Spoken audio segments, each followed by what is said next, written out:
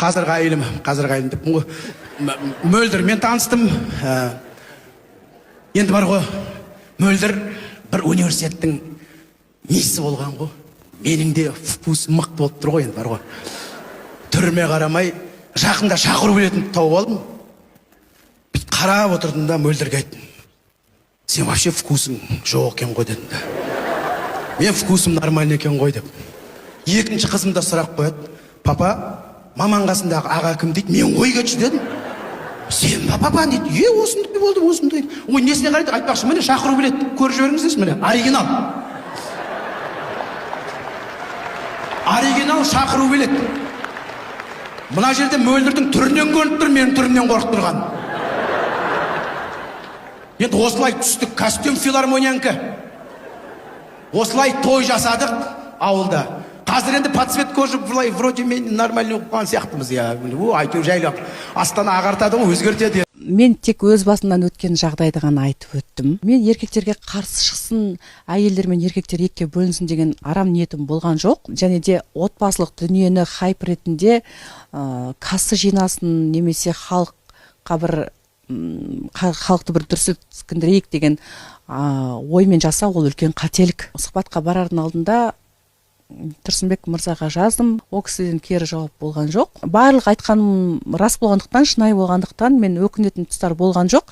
Керісінше айтуым керек еді деген сәттер болды. Ғана 11-ден кейін кіргізбейтін болғасын, қонуға баратынбыз. Ол жаңағы мына комнатасында бір бөлмесінде адамдар тұрады. Мына бөлмесінде Тұрсынбек, Мөлдір, тағы 5-6 адам қонуға баратынбыз. Бір көрпедеп тастап, көрпелер тастап жата беретінбіз.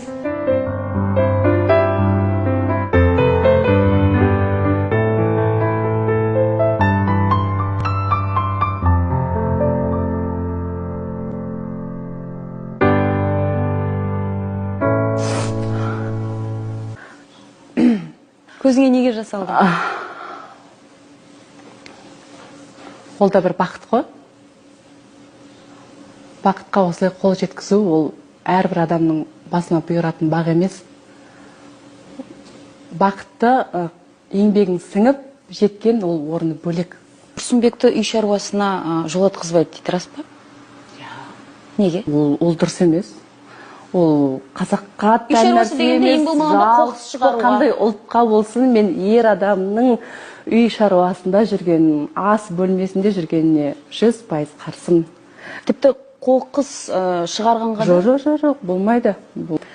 Егер де ер адамды бос жіберіп, тамағын дайындап қойып, үйіңді жылыстап, барынша бала-шағаңды таза ұстап, өзіңді кішкене болса да дұрыстап қойып күтіп отырсаң, үйдің ішінде береке болса, үйге келеді, ештеңеге алаңдамайды, ол дүкенге кіріп нан алу керек еді, қоқыс шығару керек еді деп отырмаса, ол жұмысында өседі. Мінеки керек болса, бәрекелді. Мен енді ол өз ойым, егер менімен келіспейтін келіншектер болуы мүмкін, әрине. Кешірім сұраймын ондай. Келесі сұраққа назар аударсақ.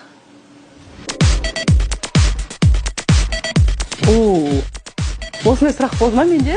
Жоқ, мен қарсы боламын. Мен дап-дайын әдебілеп, күшті, сүйкімді, күйеуімді ешкіммен бөлісе алмаймын. Кешіріңіздер, жоқ. Ал егер де Тұрсынбек ғашық болып қалса, саған айтса осылай да осылай, Мөлдір, көнесің бе? Жоқ.